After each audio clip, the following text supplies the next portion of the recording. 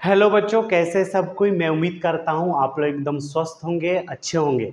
आज हम आपके सामने कुछ दिन बाद आपके समक्ष प्रेजेंट हुए हैं, आपके सामने उपस्थित हुए हैं। तो आज हम ट्राई करेंगे इसके बाद नेक्स्ट जो भी वीडियो आएगा वो इरेगुलर नहीं होके रेगुलर वीडियो एक दिन के बाद आपका हो सकता है, 1-2 दिन का डिले हो सकता है, लेकिन उससे ज़्यादा डिले नहीं होगा। हम ये करते हैं क्योंकि कुछ दिन से कुछ प्रॉब्लम के चलते हम आपके सामने वीडियो नहीं बना पा रहे थे। और जो हम आपको जैसे बताते हैं इससे पहले वाले वीडियो में आप देखे होंगे, उसको त्रिकोणमिति के कुछ अनुप्रयोग में जिस हिसाब से आपको हम पेन से लिख के बताते हैं वैसे भी बताएंगे। लेकिन जो भी वीडियो अभी नेक्स्ट आएगा हो सकता है 1 दिन डिले हो, 2 दिन डिले हो, उससे ज़्यादा डिले नहीं होगा। तो मैं चाहता हूँ आपके सामने जो भी वीडियो आए या जो भी क्लास आए वो बहुत अच्छे से आए। ऐसा नहीं कि बस वीडियो कर दिए आपके सामने, अपलोड कर दिए, आप लोग देख लिए बस हो गया, वैसे नहीं। जो भी वीडियो नेक्स्ट आएगा वो बहुत अच्छे से हो, आपको समझ में आया है, उस हिसाब से हम लोग आगे इसको करेंगे।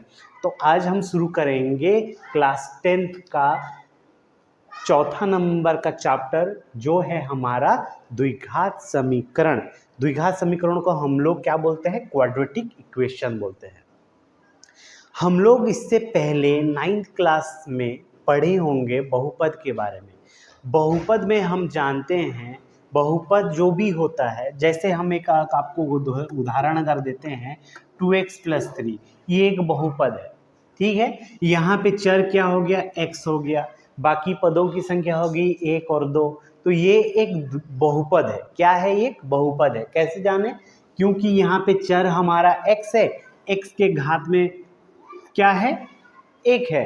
कुछ नहीं, मतलब क्या होगा? 1 होगा। तो 1 हमारा क्या होगा? पूर्ण संख्या होगा। तो इसी को हम लोग बोलेंगे बहुपद, पहचानते थे।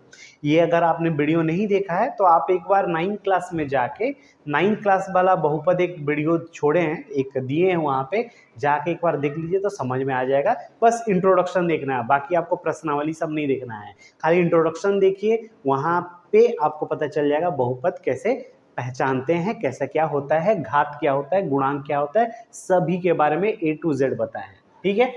अब देखिए, ये हमारा एक बहुपद है, लेकिन अभी हम शुरू कर रहे हैं द्विघात समीकरण। क्या है? क्या देखिए, जिसके घात में अगर हम एक उदाहरण लेते हैं 2x² + 3x + 5, यहाँ पे अगर देखते हैं हमारा चर क्या है? x है, और x के घात में हमारा कितना है? 2 है। तो जिसके घात में 2 रहता है उसको हम लोग बोलते हैं द्विघात बहुपद। क्या बोलते हैं? द्विघात बहुपद बोलते हैं। और जब इस बहुपद को हम बराबर 0 कर देते हैं तो इसी को ही हम लोग बोलते हैं द्विघात समीकरण। समझ में आ गया? ये द्विघात बहुपद है। जब भी इसको हम 0 बैठाएंगे तो ये हमारा हो जाएगा एक द्विघात समीकरण। यहाँ पे देखिए क्या लिखा हुआ है। वास्तव में कोई भी समीकरण px = 0, जहां px घात 2 का एक बहुपद है, ये हमारा एक क्या है? बहुपद है, जिसमें घात कितना है? 2 है। उसको हम क्या कर दिए हैं? 0 बैठा दिए हैं। तो आगे क्या लिखा हुआ है? एक द्विघात समीकरण कहलाती है, वही जो आपको बताए हैं। परंतु जब हम px के पद घातों के घटते क्रम में लिखते हैं तो हमें समीकरण का एक मानक रूप प्राप्त होता है, जैसे ये वाला चीज, इसी पे ध्यान दीजिए। तो अगर हम द्विघात बहुपद को लिखते हैं तो द्विघात बहुपद को आप कैसे लिख सकते हैं? द्विघात बहुपद को ऐसे लिख सकते हैं ax² + bx + c = 0। ये है हमारा द्विघात बहुपद। जहां पे देखिए ये घटते हुए क्रम में इनके घातों को लिखा गया है। चर के घात में क्या है? 2 है। यहाँ क्या है? हमारा 1 है। तो पहले 2 था, फिर 1 हुआ, फिर कुछ नहीं, 0। तो यहाँ पे बोल सकते हैं कि ये जो घात लिखा हुआ है घटते हुए क्रम में लिखा हुआ है, इसीलिए इसको हम बोलते हैं द्विघात समीकरण का मानक रूप। अगर घटते हुए क्रम में नहीं लिखा हुआ है तो आपको उस क्रम में लिखना पड़ेगा। तब आप आगे इसको सॉल्व करेंगे। तो यहाँ पे हो गया हमारा मानक रूप। अब हम ये बस द्विघात समीकरण का थोड़ा सा इंट्रोडक्शन था, थोड़ा सा परिचय था, ठीक है। तो ये समझ में समीकरण आ गया। ये क्या है, एक द्विघात समीकरण है जहां पे ए बी और सी क्या है, ये है एक्स स्क्वायर का गुणांक, बी है एक्स का गुणांक और सी है हमारा अचर पद। तो यहाँ पे हम चर किसको माने हैं, यहाँ हम चर x को माने हैं और a क्या है, एक्स स्क्वायर का गुणांक, बी एक्स का गुणांक और c हमारा अचर पद हो गया। घात 2 है इसीलिए द्विघात समीकरण है और ये घटते हुए क्रम में लिखा गया है, इसीलिए इसको हम बोलेंगे एक द्विघात समीकरण का मानक रूप। क्या आप बोलो, समझ में आया? ठीक है। अब नेक्स्ट हम करते हैं इसका सवाल। क्या है सवाल, देखिए आपका 4.1 प्रश्नावली अब करेंगे। तो पहले थोड़ा सा देख लीजिए प्रश्नावली क्या है। पहला क्वेश्चन है और दूसरा क्वेश्चन है, तो दोनों क्वेश्चन को हम 1 बाय 1 आगे करेंगे। तो पहला क्वेश्चन हमारा क्या दे रखा है, देखिए पहला क्वेश्चन है, जांच कीजिए कि क्या निम्न में से द्विघात समीकरण है या नहीं है। सिंपल सा चीज है, आपको पहले यहाँ पे जांच करना पड़ेगा कि ये जो जितने भी समीकरण दिया गया है, ये जितने भी समीकरण दिया गया है, ये द्विघात है या द्विघात नहीं है। तो पहला अगर देखते हैं x प्लस 1 का होल स्क्वायर बराबर 2 इंटू एक्स माइनस 3, आपको ये चेक करना है द्विघात है या नहीं है। तो सिंपल इसको आप आगे बढ़ाते जाएंगे, आगे सॉल्व करते जाएंगे। कैसे, देखिए जिसके घात में, जिस चर के घात में 2 रहता है उसी को हम लोग बोलते हैं द्विघात समीकरण। अगर 3 रहेगा तो द्विघात समीकरण नहीं होगा। तो आगे इसको सॉल्व कीजिए। क्या है, देखिए a प्लस बी का होल स्क्वायर के फॉर्म में आ रहा है ना, तो इसको आगे आप कैसे सॉल्व करेंगे। a प्लस बी का होल स्क्वायर है तो a square plus b square plus 2a into b हो गया। बराबर के इधर वाला लिख लिए, बराबर लिखिए। फिर 2 को x के साथ गुना कीजिए 2x, माइनस 2 को 3 के साथ गुना कीजिए 6 हो गया, 2 3 6। तो अब इसको सॉल्व करेंगे, क्या हो जाएगा, +1 +2, ये बराबर के जो इधर होगा ये सब को हम इधर लाएंगे, क्योंकि द्विघात समीकरण के बराबर के उस साइड क्या रहता है, 0 रहता है, उसी को हम लोग बोलते हैं। तो यहाँ पे x square plus 1 plus 2 minus ये इधर आ जाएगा तो 2x प्लस माइनस इधर आ जाएगा तो +6 बराबर 0। तो यहाँ पे क्या आ गया, एक्स स्क्वायर माइनस 2x, इसको लिखे, x को पहले लिख दीजिए आप, x square minus 2x plus 2 1 3 और 6 9 हो गया बराबर 0। अब ये आप बताइए, क्या हम यहाँ पे जो x लिखा हुआ है x के घात में 2 है या नहीं है। x के घात में 2 है तो सीधा लिख देना है द्विघात समीकरण है। क्वेश्चन में वही लिखा हुआ है। देखिए जांच कीजिए क्या द्विघात समीकरण है या नहीं है। तो जिसके घात में 2 होगा उसको हम लोग क्या बोलेंगे, द्विघात समीकरण। मान लेते हैं इसका घात में 2 होता और इसके घात में हमारा 3 होता, मान लेते हैं। तो यहाँ पे घात 2, यहाँ पे घात 3, तो पूरा समीकरण का घात कितना हो गया, 2 बड़ा है कि 3 बड़ा है, 3 बड़ा है। तो ये द्विघात समीकरण होगा क्या, नहीं होगा। बस घात में कितना रहना चाहिए, 2 रहना चाहिए। तो हमारा यहाँ पे कितना दिया रखा है, खाली x था, तो हो गया ये सब। तो इसी टाइप का ये सारे सवाल को हमको 1 बाय 1 करना है। तो यहाँ पे और एक सवाल अगर हम देख लेते हैं, ये पहला सवाल तो हो गया, पहला सवाल आपका हो गया। नेक्स्ट अगर आप करते हैं, चलिए हम एक सवाल करते हैं, कौन सा, ये वाला सवाल करते हैं। 7 नंबर देख लेते हैं क्या है, इसको आप एक बार लिख लीजिए। 7 नंबर करते हैं। 7 नंबर देखिए क्या बोला है। 7 नंबर हमारा दिया हुआ है x प्लस 2 का होल क्यूब बराबर 2x into x square minus 1। यहाँ पे जरा देखिए कौन सा फॉर्मूला में है, ये द्विघात बहुपद तो नहीं है, तो आगे सॉल्व हो जाएगा। तो a प्लस बी का होल क्यू के फॉर्मूला हमारा है, तो उसका फॉर्मूला क्या है, a प्लस बी का होल क्यू, ए क्यू हम जानते हैं, यहाँ पहले फॉर्मूला आपको लिख देते हैं तो आपको इजी हो जाएगा। तो यहाँ पे क्या फॉर्मूला हम लोग जानते हैं, यहाँ पे जानते हैं a प्लस बी का होल क्यू, फॉर्मूला होता है A cube plus B cube plus 3a² b plus 3ab², ये फॉर्मूला होता है इसका। अभी हम लिख दे रहे हैं, यही फॉर्मूला को यहाँ पे बैठाएंगे।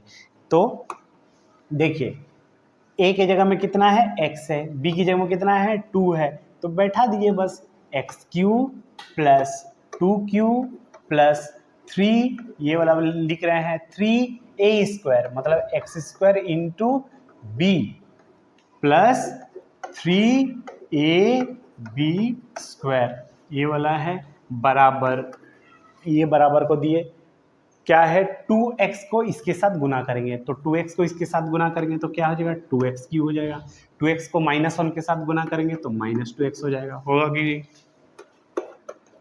अब जरा बराबर के जो इधर है हम इस साइड ले आएंगे, तो क्या हो जाएगा, x³ 2 को 3 बार गुना करो 8 प्लस इसको गुना करो 2 तिया 6x² प्लस इसको गुना करेंगे 2 दूने 4, 4 तिया 12, 12x, अब बराबर और एक लाइन बढ़ा देते हैं -2x, ठीक है। अब क्या बोले थे हम, बराबर के इस साइड जो भी रहेगा सब इधर लाएंगे, तो ये हो जाएगा x³ plus 8 plus 6x² plus 12x minus 2x³ plus 2x बराबर 0। ये प्लस है, इधर आएगा माइनस, माइनस से इधर आएगा प्लस, बराबर इस साइड में कुछ नहीं बचा तो बराबर 0 हो गया। अब जरा बताओ हमको, यहाँ पे x³ है, यहाँ पे -2x³ है, तो क्या कितना हो जाएगा घटाने पे, -x³ plus 6x² 6x² complete हो गया। अब मेरा क्या बचा हुआ है यहाँ पे 12x प्लस 2x कितना हो जाएगा, 14x हो जाएगा, इसका काम खत्म। और क्या बचा हुआ है प्लस 8 बराबर 0। अब बताइए यहाँ पे हमारा इस समीकरण का घात कितना है, यहाँ x का घात कितना है, 3 है, इसको देखना नहीं है, हमको सबसे बड़ा संख्या को देखना रहता है। तो इसके घात में क्या है, 3 है, जिसके घात में 3 रहता है उसको त्रिघात ना बोलते हैं, द्विघात तो नहीं बोलते हैं। तो ये द्विघात बहुपद, द्विघात समीकरण नहीं है, समझ में आया। तो यहाँ पे आपका पहला नंबर और 7 नंबर कंप्लीट हो गया। तो सेम टू सेम बाकी जो भी सवाल बचा हुआ है 2 से लेके 8 तक, जहाँ पे हमारा 7 नंबर हो गया है, 7 नंबर हो गया और 1 नंबर हो गया है, सेम टू सेम बाकी सब भी सवाल वैसे ही बनेगा। बस आपको जो भी सवाल दिया होगा आगे सॉल्व करते जाइए, जब फॉर्मूला आएगा वो जो भी फॉर्मूला जैसे आएगा, जैसे यहाँ पे अगर देखेंगे ये वाला लाइन है, यहाँ पे x को इसके साथ गुना करेंगे, ये दोनों को गुना करेंगे, इसको सॉल्व करेंगे, बस हल करते जाइए। और लास्ट में देखिए जिसके घात में 2 होगा द्विघात समीकरण है, जिसके घात में 2 नहीं होगा द्विघात समीकरण नहीं है, बस इतना ही, ठीक है। अब नेक्स्ट हम करते हैं इसका 2 नंबर कैसा है देख लेते हैं। 2 नंबर क्या है, निम्न स्थितियों को द्विघात समीकरण के रूप में लिखिए। यहाँ पे देखिए आपका यहाँ पे 2 नंबर का क्वेश्चन, ये सारे क्वेश्चन हैं 1 से लेके 4 तक, तो ये सारे को हमको क्या करना है, पढ़ लेते हैं एक बार। निम्न स्थितियों को द्विघात समीकरण के रूप में निरूपित कीजिए, मतलब जो भी 1 2 3 4 सवाल है, ये सारे सवाल को हमको द्विघात समीकरण के रूप में निरूपित करना है और कुछ नहीं करना है। देखिए पहला सवाल 2 का 1 नंबर बता रहे हैं कैसा है, तो 2 नंबर देखिए कैसे बनेगा। 2 नंबर में क्या बोला है, एक आयताकार भूखंड का क्षेत्रफल 528 है। एक आयताकार हम लोग का भूखंड है, एक आयताकार भूखंड है, ठीक है, आयत के आकार का है, जिसका क्षेत्रफल कितना है 528 है। 528 को बीच में लिख देते हैं, 528 मीटर स्क्वायर है, ठीक है। क्षेत्रफल का मात्रक क्या होता है, मीटर स्क्वायर। अब क्षेत्र की लंबाई चौड़ाई के 2 गुने से एक अधिक है। जो क्षेत्रफल का ये जो हमारा क्षेत्र है, इसका जो लंबाई है चौड़ाई के 2 गुने से एक ज़्यादा है। देखते हैं कैसे करेंगे। तो आगे हमको भूखंड की लंबाई चौड़ाई ज्ञात करनी है, मतलब इसको जनरली हमको द्विघात समीकरण के रूप में निरूपित बस कर देना है, ठीक है। तो इसको हम लोग पहले मान लेते हैं। माना आयताकार भूखंड की चौड़ाई को मानते हैं x। क्या मान रहे हैं? चौड़ाई को x मान रहे हैं। तो आयताकार भूखंड की लंबाई क्या हो जाएगा बताइए। तो क्या बोला है? लंबाई क्या हो जाएगा? क्षेत्र की जो लंबाई है चौड़ाई के 2 गुने से 1 ज्यादा है। ये हमारा हो गया इक्वेशन। क्या है? फिर से समझिए। ये जो लंबाई है, ये हमारा जो लंबाई होगा, ये चौड़ाई क्या है? x है। चौड़ाई के 2 गुने से 1 ज्यादा है, तो हो गया हमारा लंबाई। तो लंबाई निकल गया, चौड़ाई निकल गया। अब क्या दिया हुआ है? प्रश्नानुसार हम क्या लिख सकते हैं? आयताकार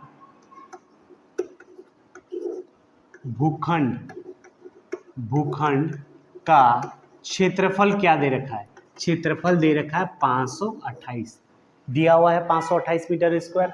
अब बताइए, ये आयताकार है ना, तो आयत का क्षेत्रफल क्या होता है? आयत का क्षेत्रफल होता है लंबाई गुना चौड़ाई होता है, बराबर जो दे रखा है उसको लिखिए 528। अब बताइए लंबाई हमारा कितना है? लंबाई हमारा है ये वाला 2x प्लस 1, तो यहाँ हो जाएगा 2x प्लस 1 गुना चौड़ाई कितना है? चौड़ाई हम यहाँ पे मान लिए हैं x बराबर 528। जरा देखिए यहाँ पे क्या कर सकते हैं, x को 2x के साथ गुना कीजिए तो 2x स्क्वायर हो जाएगा, प्लस x को 1 से गुना कीजिए तो ये हो जाएगा 2x इंटू 1x बराबर 508। तो यहाँ पे हम कर सकते हैं 2x स्क्वायर प्लस x, ये प्लस जब इधर आएगा तो क्या हो जाएगा? माइनस हो जाएगा, बराबर इधर क्या बचेगा? 0 हो गया। तो ये हमारा जो निकला, ये हमारा है द्विघात बहुपद में निरूपित हो गया। तो ये हमारा हो गया आंसर। ठीक है, तो इसी टाइप का आपको 2 नंबर को आगे करना है। अब नेक्स्ट थोड़ा सा देख लेते हैं क्या है। तो अब 2 नंबर पे देखिए क्या बोला है। 2 क्रमागत धनात्मक पूर्णांक का गुणनफल 306 है, तो हमें पूर्णांक ज्ञात करना है। तो यहां पे हम मान लेते हैं, माना 2 क्रमागत धनात्मक पूर्णांक बराबर, अगर एक x होगा तो दूसरा कितना होगा? देखिए, जब भी बोलेगा 2 क्रमागत धनात्मक पूर्णांक, अगर हम मान लेते हैं एक धनात्मक पूर्णांक है 10, तो उसका क्रमागत वाला क्या होगा? 11। अगर हम लेते हैं 15, तो उसका क्रमागत कितना होगा? 16। तो अगर हम एक ठो x लेते हैं तो दूसरा कितना हो जाएगा? 15 से 1 जोड़ेंगे तब ना 16 होगा। तो अगर हम x लेते हैं तो दूसरा हो जाएगा x प्लस 1। तो याद रखिए, जब भी सवाल पूछेगा 2 क्रमागत धनात्मक पूर्णांक, तो आपको लेना है एक ठो x और दूसरा वाला बस 1 बढ़ा दीजिएगा, x प्लस 1। तो प्रश्नानुसार क्या बोला है? प्रश्नानुसार यहां बोला है 2 क्रमागत धनात्मक पूर्णांक का गुणनफल है 306, और यहाँ पे हम क्या माने हैं? इसको दोनों को माने हैं, तो इन दोनों का गुणनफल हो जाएगा 306 हो जाएगा। तो बस इसको सॉल्व कीजिए, x को x के साथ गुना कीजिए x स्क्वायर, x को x के साथ गुना कीजिए तो x बराबर 306। तो यहाँ पे हो जाएगा x स्क्वायर प्लस x, ये बराबर के इस साइड है, इस साइड आएगा तो क्या हो जाएगा? माइनस हो जाएगा, बराबर 0 हो गया आपका आंसर। देखिए, ये द्विघात बहुपद में आया कि नहीं? द्विघात समीकरण में आया कि नहीं? एकदम द्विघात समीकरण में आया। तो हमारा ये वाला जो क्वेश्चन है ये द्विघात समीकरण में निरूपित हो गया आपका दूसरा नंबर का सवाल। अब तीसरा थोड़ा सा देख लेते हैं क्या है। तीसरा है, रोहन की माँ उससे 26 वर्ष बड़ी है। कितना वर्ष बड़ी है? 26 वर्ष। क्या यहाँ पे आपको रोहन का आयु पता है? नहीं पता है। तो जिसको नहीं पता होता है उसको हम मान लेते हैं। माना रोहन की आयु बराबर x। ठीक है,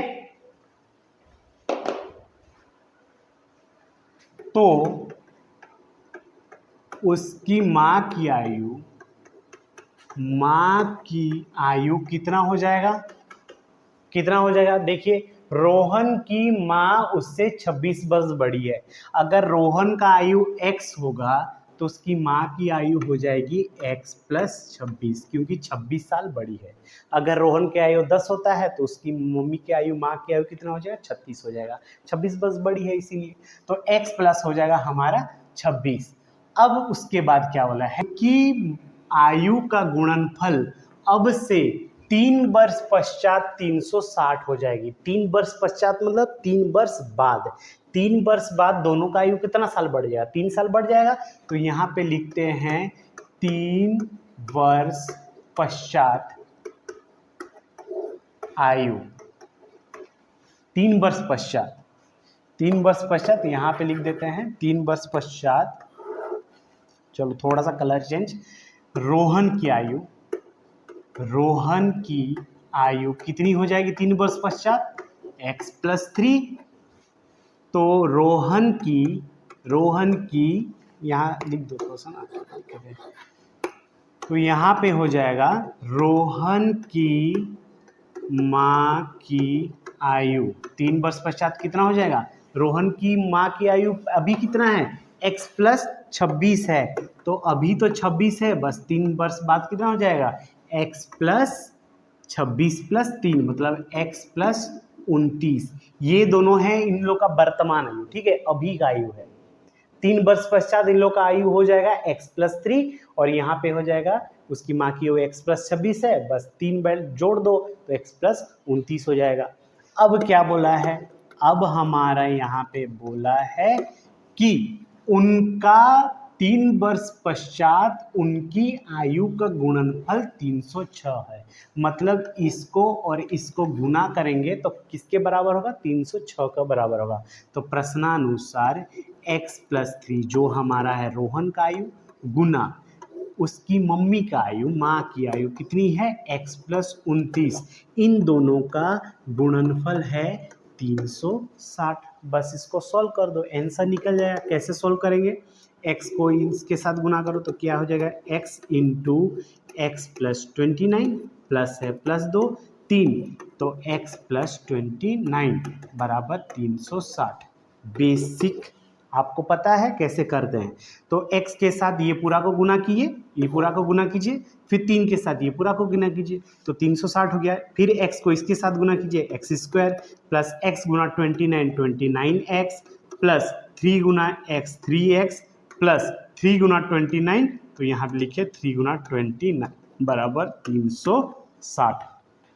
तो आपका आंसर क्या हो जाएगा? थोड़ा सा यहाँ पे कर देते हैं, तो आपका आंसर हो जाएगा यहाँ पे एक्स स्क्वायर, तो यहाँ एक्स स्क्वायर लिखिए प्लस 29 प्लस 3 कितना हो जाएगा? 29 प्लस 3 32x प्लस इन दोनों को जोड़ दिए 29x प्लस 3x, तो क्या हो जाएगा? 32x प्लस 3 इंटू 29, तो ये हो जाएगा 3 दूनी 27 7, हाथ में रहा 2, 3 दूनी 6 7 8, तो 87 बराबर कितना है? 360 है।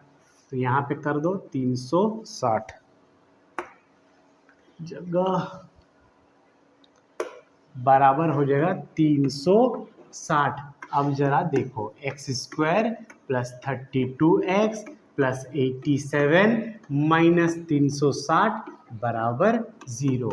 बस घटा दो, x square plus 32x minus plus minus क्या होगा? माइनस होगा, तो इसको 87 को इसके साथ घटाएंगे तो कितना होगा? माइनस 273 बराबर 0। ये हमारा हो गया द्विघात समीकरण में निरूपित। ठीक है, तो हमारा यहाँ पे तीसरा नंबर हो गया समाप्त। अब थोड़ा सा लास्ट वाला क्वेश्चन देखते हैं क्या है। नेक्स्ट क्वेश्चन जो है आपका ये रहेगा क्या? होमवर्क, क्योंकि इतना बताने के बाद आप आराम से ये 4 नंबर को बना सकते हैं। तो हमारा यहाँ पे जो भी क्वेश्चन बचा हुआ है आप एकदम से उसको घर में बनाइए, समझिए, अच्छे से वीडियो देखिए। नहीं समझ में आएगा फिर से पीछे कीजिए, देखिए वीडियो को, आराम से समझ में आ जाएगा।